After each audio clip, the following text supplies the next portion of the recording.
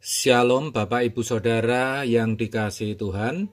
Senang sekali kita bisa kembali jumpa dalam program RYM, di mana melalui program ini kita akan belajar kebenaran firman Tuhan yang murni bersama-sama, sehingga kita boleh semakin mengenal Kristus dengan benar. Hidup kita semakin diubahkan dan kita menjadi semakin berkenan di hadapan Tuhan. Sebelumnya, mari saya ajak saudara semua untuk berdoa. Bapa di dalam surga, kembali kami datang kepadamu dengan hati yang penuh syukur. Oleh karena kemurahan-Mu, kami boleh ada bersama dalam program RYM. Kami mau mendengarkan suara-Mu, belajar akan firman-Mu.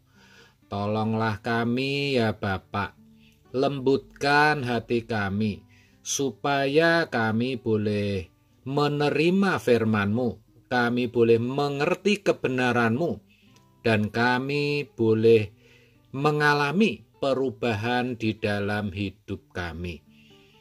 Urapilah kami semua, berikan kami hikmat dan pengertian, sehingga kami boleh mengerti, bahkan Kau berikan kesanggupan, sehingga kami boleh menghidupi. Berbicaralah ya Bapa, kami siap menyambut firman-Mu hanya di dalam nama Yesus. Amin, amin, amin. Shalom Bapak Ibu Saudara yang dikasihi Tuhan. Saya percaya saat ini Bapak Ibu Saudara sekalian semuanya dalam keadaan sehat dan diberkati Tuhan. Saya percaya saudara adalah orang-orang yang berharga di mata Tuhan. Bapak Ibu Saudara, ada banyak ayat dalam Alkitab yang sering tidak dipahami secara utuh. Kalau tidak boleh saya katakan dipahami secara salah. Hal itu biasanya terjadi karena orang hanya memotong ayat, memahami ayat secara sepenggal-sepenggal atau tanpa memperhatikan konteksnya, baik itu konteks dekat ataupun konteks jauh. Salah satunya adalah apa yang tertulis dalam Yohanes 15 ayat 16. Demikian bunyinya, "Bukan kamu yang memilih aku, tetapi akulah yang memilih kamu. Dan aku telah menetapkan kamu, supaya kamu pergi dan menghasilkan buah, dan buahmu itu tetap, supaya apa yang kamu minta kepada Bapa dalam namaku diberikannya kepadamu." Saudara, itu adalah perkataan Tuhan Yesus sendiri. Dari ayat di atas, khususnya kalimat, "Bukan kamu yang memilih aku, tetapi akulah yang memilih kamu." Banyak orang atau kebanyakan orang percaya memiliki pemahaman yang seperti ini atas kalimat itu, yaitu bahwa orang bisa menjadi Kristen itu karena Allah yang memilih, bukan kemauan orang itu sendiri. Dengan kata lain, kalaupun orang ingin menjadi Kristen, tetapi Tuhan tidak menghendaki, maka tidak akan bisa. Saya katakan itu betul dan tidak salah. Tetapi akhirnya menjadi salah karena banyak yang berpikir bahwa dengan sudah dipilih oleh Allah, berarti Allah sudah menetapkan atau menentukan seseorang untuk selamat atau beroleh hidup yang kekal. Ini yang tidak tepat dan sama sekali salah, saudara. Tuhan memilih kita, betul. Itu artinya kita dijadikan sebagai umat pilihan. Namanya umat pilihan itu dibedakan dengan umat yang lain dalam hal apa? Coba saudara pikir. Nah, dalam hal kita diberi kesempatan untuk mendengar dan mengerti Injil dengan benar. Ingat saudara, orang di luar sana banyak yang tidak berkesempatan untuk mendengar Injil, apalagi untuk mengerti. Sebut saja mereka yang sejak lahir sampai mati tinggal di pedalaman dengan keyakinan nenek moyang mereka secara turun-temurun. Atau barangkali orang-orang yang di luar Kristen yang menganut keberagamaan atau keyakinan yang berbeda dengan kita. Mereka bukan umat pilihan, bukan? Kalau kita umat pilihan saudara. Kita Kristen. Karenanya kita mendengar Injil. Bahkan kita diajar untuk mengerti Injil yang benar, dengan benar. Tetapi ingat, Tuhan tidak menetapkan atau menentukan kita untuk selamat. Sebaliknya, ayat tadi mengatakan dengan jelas, kita ditetapkan untuk menghasilkan buah, dan buah kita tetap. Saudara, bicara buah, dan buah yang tetap, tidak bisa tidak, itu adalah buah roh. Dalam Galatia 5 ayat 22 sampai 23 dikatakan, tetapi buah roh ialah kasih, sukacita, damai sejahtera, kesabaran, kemurahan, kebaikan, kesetiaan, kelemah lembutan, penguasaan diri. Tidak ada hukum yang menentang hal-hal itu. Hidup yang menghasilkan buah itu sejatinya hidup yang seperti Yesus. Jadi, ketika orang dipilih untuk mendengar dan mengerti Injil dengan benar, sekali lagi saudara, itu tidak ditetapkan atau ditentukan untuk selamat, tetapi ditentukan untuk menjadi serupa Yesus. Hal senada dituliskan dalam Roma 8 ayat 29. Demikian. Sebab semua orang yang dipilihnya dari semula, mereka juga ditentukannya dari semula. Saya ulang. Semua orang yang dipilihnya dari semula, mereka juga ditentukannya, ditetapkan dari semula untuk menjadi serupa dengan gambaran anaknya. Siapa anaknya? Tidak lain adalah Tuhan Yesus, saudara. Supaya ia, anaknya itu, menjadi yang sulung di antara banyak saudara. Pertanyaannya, kenapa ketika kita dipilih harus menghasilkan buah yang tetap? Atau dengan kata lain, kenapa setelah kita dipilih kita harus menjadi serupa Yesus? Jawabnya, supaya orang percaya bisa hidup dalam kasih.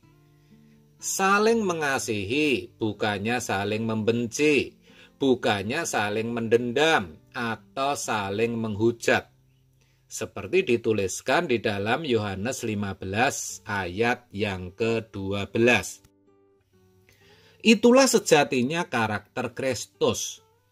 Nah, untuk bisa berkarakter Kristus, kita harus menyatu dengan Dia. Kita harus manunggal dengan Dia. Itulah sebabnya di dalam Yohanes 15 ayat 5 dikatakan, Akulah pokok anggur, dan kamulah ranting-rantingnya. Barang siapa tinggal di dalam aku, dan aku di dalam dia, ia berbuah banyak. Sebab di luar aku, kamu tidak dapat berbuat apa-apa. Jelas dan tegas dikatakan, barang siapa tinggal di dalam aku, maksudnya di dalam Kristus, dan aku di dalam dia, ia berbuah banyak. Kata banyak di sini tidak boleh dipahami hanya secara kuantitas atau jumlah, tetapi lebih kepada kualitas, yang artinya limpah dalam kasih, dalam sukacita, dalam damai sejahtera, dalam kebaikan, dalam kesetiaan, dalam kemurahan, dan sebagainya. Sesuai buah roh itu, saudara. Itu berarti ketika kita menyatu atau manunggal dengan Kristus, barulah kita bisa memiliki karakter seperti dia. Barulah kita bisa berbuah banyak, saudara. Dikatakan di luar aku kamu tidak dapat berbuat apa-apa.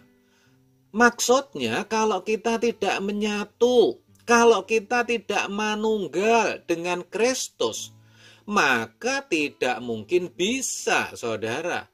Tidak mungkin bisa memiliki karakter seperti dia. Begitu maksudnya. Tidak bisa berbuah banyak.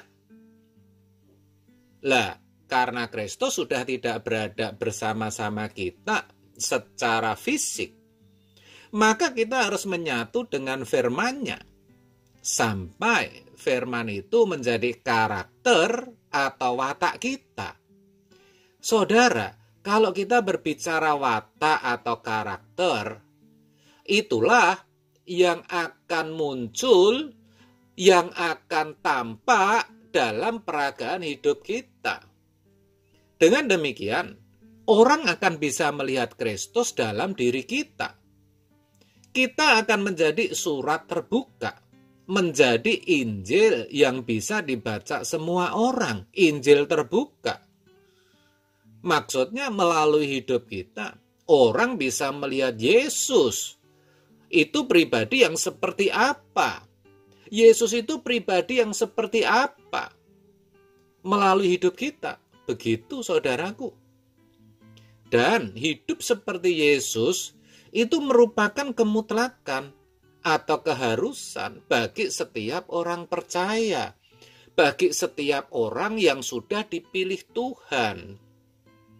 Orang percaya yang tidak hidup seperti Yesus, yang tidak berjuang menjadi serupa Yesus, tidak hidup sesuai firman-Nya, dianggap tidak menghasilkan buah dan harus ditebang, saudara. Hal itu dikatakan di dalam ayat sebelumnya, yaitu di Yohanes 15 ayat yang kedua. Setiap ranting padaku yang tidak berbuah dipotongnya, dan setiap ranting yang berbuah dibersihkannya, supaya ia lebih banyak berbuah. Jelas dikatakan, setiap ranting padaku yang tidak berbuah dipotongnya. Di ayat 6 bahkan dikatakan akan dibuang, dicampakkan ke dalam api dan dibakar. Ini mengerikan, saudara. Ini menggambarkan keadaan orang Kristen yang kelak akan menghuni api kekal neraka. Sangat jelas kok, ini berbicara ya, orang yang dipilih loh, saudara. Artinya orang Kristen.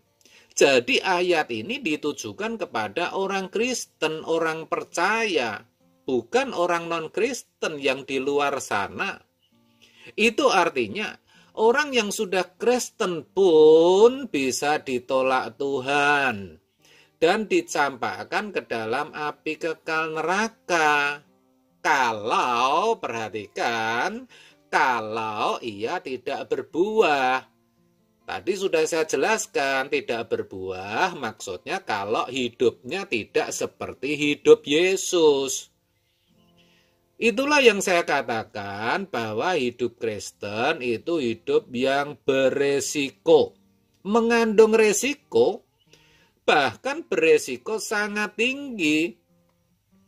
Iya, karena harus dan mutlak menjadi serupa Yesus.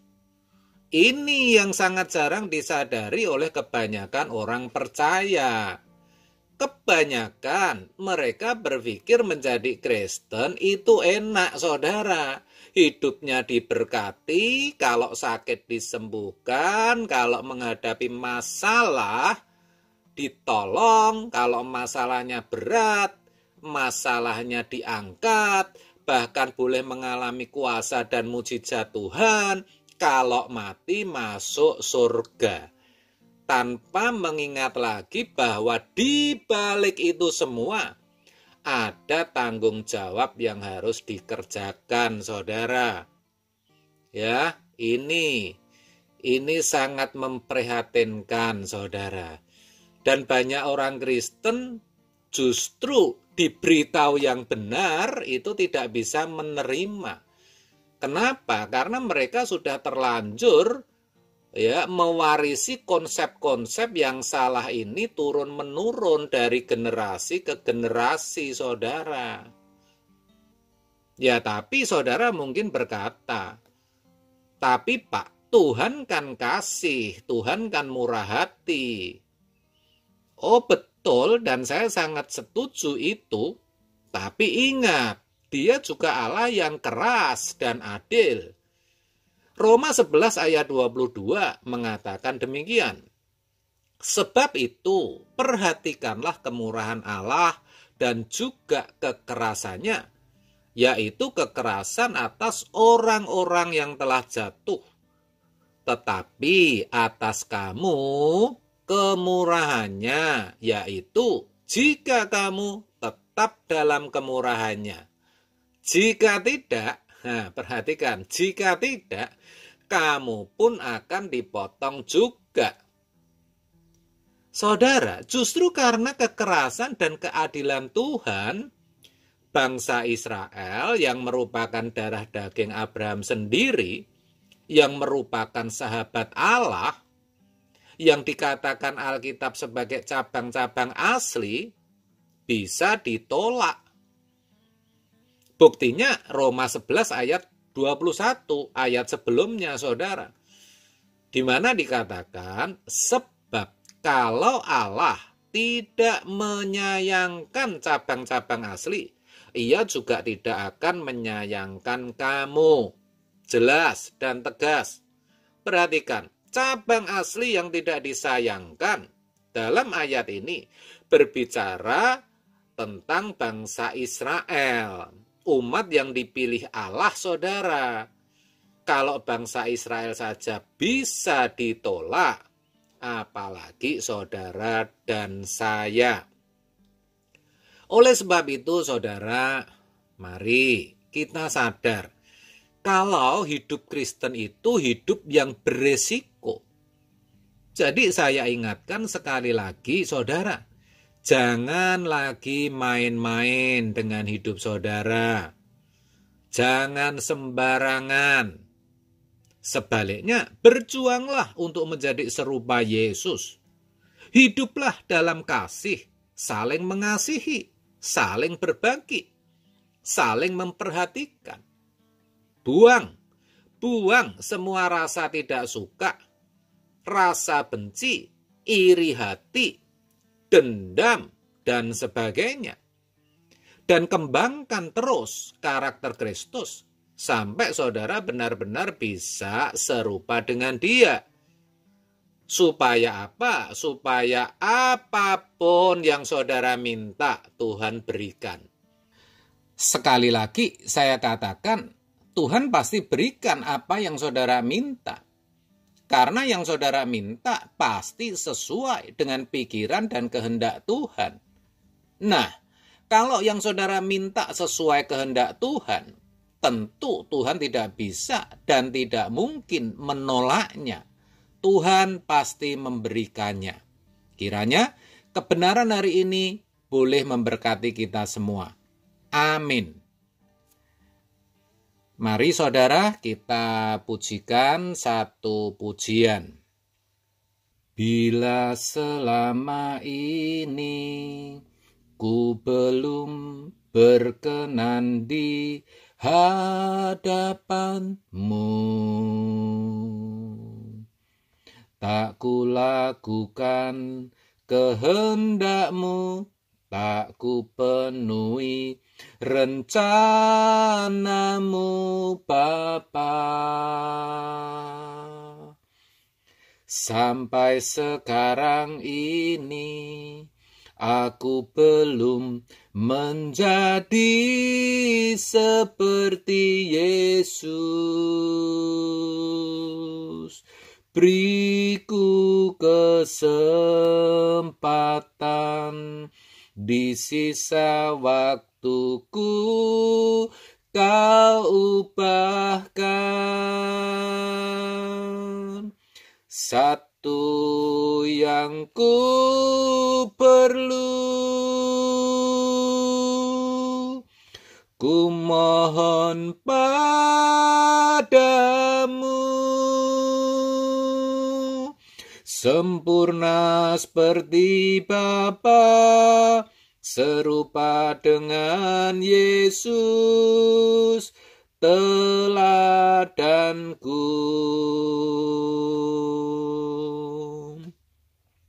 Betapa rinduku berkenan padamu, sampai di rumah Bapa ku bertemu Tuhanku, berkenan padamu. Satu yang ku perlu, ku mohon padamu, sempurna seperti Bapa, serupa dengan Yesus, teladanku.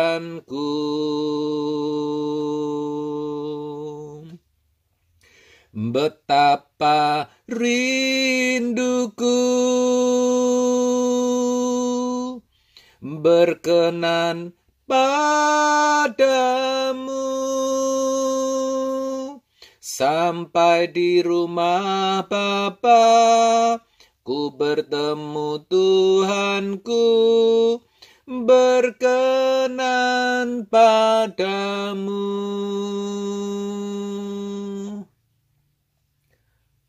Mari kita berdoa. Bapa, kembali kami menghadap Engkau, bersyukur oleh Engkau berkenan berbicara kepada kami.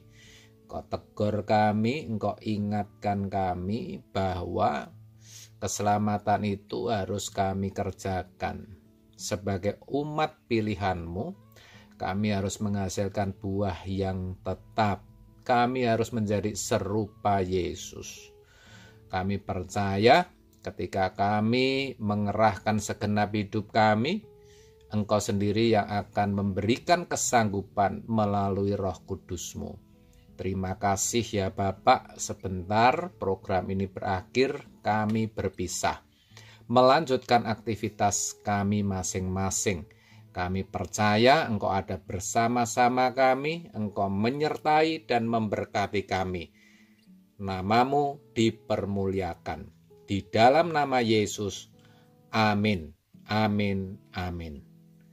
Terima kasih Bapak Ibu Saudara atas kebersamaan kita. Selamat melanjutkan aktivitas saudara. Tuhan Yesus memberkati dan sampai jumpa.